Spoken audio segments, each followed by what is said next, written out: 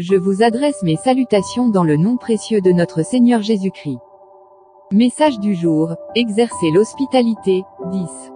Vous traiterez l'étranger en séjour parmi vous comme un indigène du milieu de vous, tu l'aimeras comme toi-même, car vous avez été étrangers dans le pays d'Égypte. Je suis l'Éternel, votre Dieu. Lévitique 19, 34. Voici un verset qui touche le cœur même de Dieu, l'hospitalité comme expression d'amour et de mémoire. Dieu rappelle à Israël, vous aussi, vous avez été étrangers. Autrement dit, vous savez ce que signifie être vulnérable, rejeté, loin de chez soi. Et parce que Dieu vous a accueillis et délivrés, vous devez à votre tour ouvrir vos cœurs et vos maisons. L'hospitalité n'est pas une option, c'est un commandement enraciné dans la nature même de Dieu. 1. L'hospitalité naît de la mémoire. Dieu dit, car vous avez été étrangers.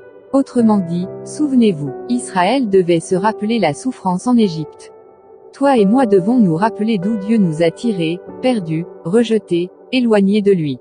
La mémoire de la grâce reçue doit nous pousser à offrir la même grâce aux autres. 2. L'hospitalité est une forme d'amour pratique. Tu aimeras l'étranger comme toi-même. L'amour ne se limite pas aux paroles ou aux sentiments. Il se traduit par des gestes concrets, un repas partagé, un lit offert, une oreille attentive.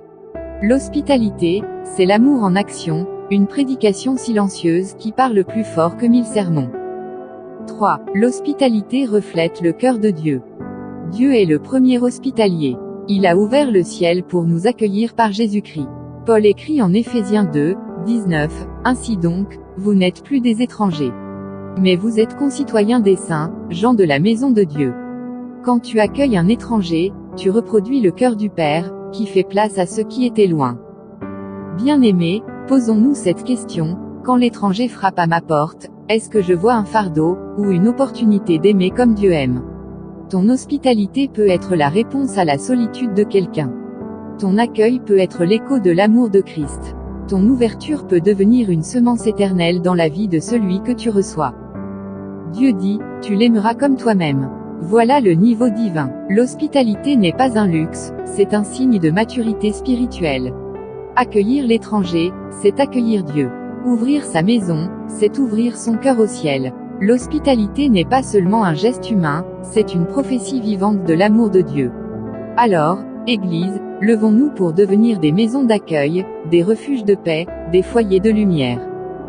Que cette journée soit marquée par la paix, la force, et la main puissante de notre Seigneur Jésus-Christ. Prophète Mamadou Sekongo.